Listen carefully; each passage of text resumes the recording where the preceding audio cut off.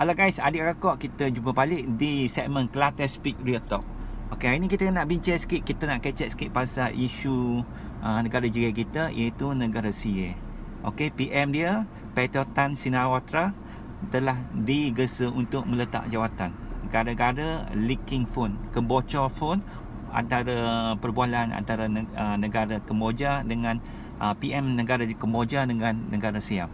Okay, jadinya rakyatnya tak puas hati. Kuasa Etika Politik Thailand pada 19 hari bulan Jun telah membuat petisi kepada Mahkamah SPRM tempat C itu untuk nak singgihkan Petro Tan.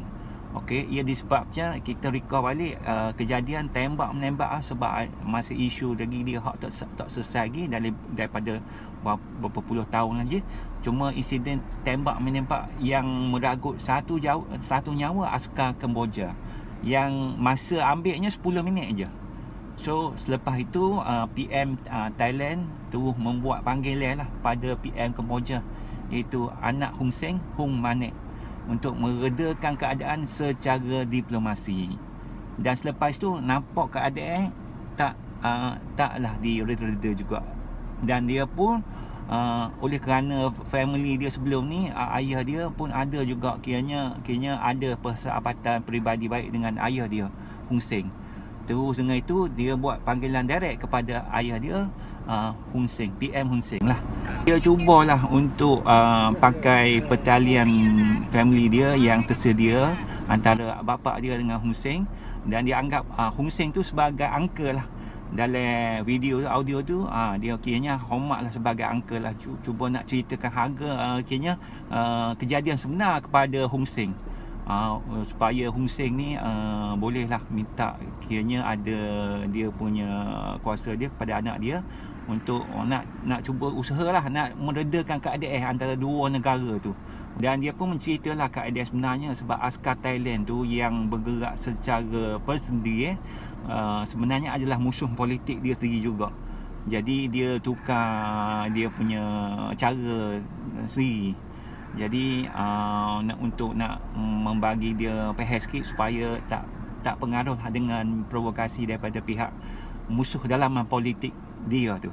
Akan tetapi walaupun telefon tu bersifat individual, personal, tapi yang terkejutnya ia adalah direkod oleh pihak Hun Sen. Secara terkejutnya ia telah diviralkan kepada media-media antarabangsa. Ya, maksudnya terkilan lah PM daripada Thailand ni. Jadi ini dah menjadi satu konflik pula dalaman Thailand daripada pihak tentera. PM Thailand Petro Tan sudah tentunya nak selesaikan masalah pedalaman dia sendiri juga. Okay, dengan itu dia buat mesyuarat lah dengan menteri-menteri pertahanan dengan komando ATM. Dan dalam bincang dia dah mengaku dia tak sepatut benda ni berlaku, supaya dia akan berhati-hati lagi akan datang jelas Petro Tan.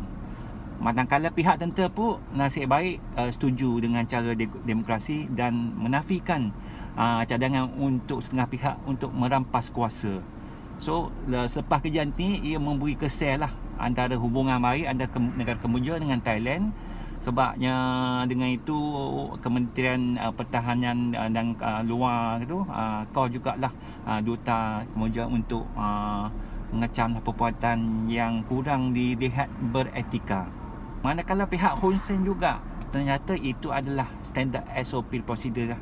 Jadi rakaman tu hanyalah dibagi kepada ahli parlimennya, dan dia sendiri juga tak sangka rakaman tu akan di-went viral dan akan sapa ke pihak-pihak media. Dia pun tak seka boleh berlaku. Jadinya apa-apa alasan pun PM Petro Tan dilihat sangat menghormatilah sebab dia sebagai orang lama Okey, jadi dia sangat mengharap dapat hormat angka, dan dia juga kesal lah dengan tindakan tu yang membocorkan perbualan rahsia.